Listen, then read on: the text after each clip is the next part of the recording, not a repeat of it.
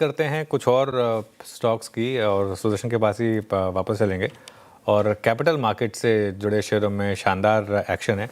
Grow की listing के बाद, बीएसई के अच्छे नंबर्स के बाद सुदर्शन क्लियरली आज का सेक्टर ऑफ द डे। दो कैटलिस्ट जैसा आपने बताया, ग्रो की लिस्टिंग 12% प्रीमियम में हुआ था और अभी अगर जो आप देखोगे तो ऑलमोस्ट 30% स्टॉक ऊपर है। और दूसरा कारण है बीएसई का क्वार्टरली अर्निंग्स आया था, अर्निंग्स बहुत ही अच्छा था, तो इसके कारण सारे स्टॉक्स भाग रहे हैं। आप एंजल वन की बात करो, कैम्स की बात करो, सीडीएसएल की बात करो या एनएसडीएल की बात करो, सब में ऑलमोस्ट 3 to 6% का उछाल देखने को मिला है। सबसे पहले बात करते हैं ग्रो का, तो ये 12% प्रीमियम में लिस्ट हुआ, लेकिन आगे क्या? तो अभी इनका जो ब्रोकिंग बिजनेस है वो ऑलमोस्ट 83% फॉर्म करता है टोटल रेवेन्यू का, और एमटीएफ जो फॉर्म करता है वो सिर्फ 1 to 2% है।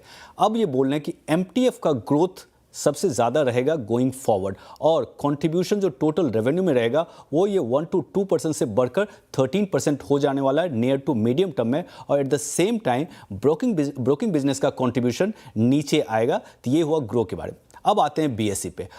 सबको पता है कि लास्ट 2-3 महीने से दो हेडलाइंस बीएसई के लिए इंपॉर्टेंट रहा और दूसरे कैपिटल मार्केट प्लेस के लिए।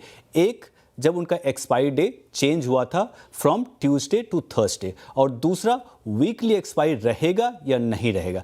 तो अगर जो बात करें एक्सपायरी डे जब चेंज हुआ था ट्यूसडे से थर्सडे, तो उसका बोला गया एक्सपेक्टेशंस था कि इनका टर्नओवर कम हुआ था, लेकिन चेंज होने के बाद जब फर्स्ट एक्सपायरी डे था उस दिन का टर्नओवर था ऑलमोस्ट ₹50,000 करोड़, जो कि सिंगल डे हाईएस्ट टर्नओवर था। अब आते हैं वीकली एक्सपायरी पे। रिसेंटली आपने कमेंट सुना होगा, सेबी चेयरमैन का कमेंट सुना होगा, फिनांस मिनिस्टर का, कि कुछ भी अगर जो पेपर आता है तो ये आएगा तभी जब डिटेल्ड कंसल्टेशन ट्रेडर्स और इन्वेस्टर्स के साथ होता है, उसके बाद ही होगा, अभी के लिए कुछ नहीं होगा।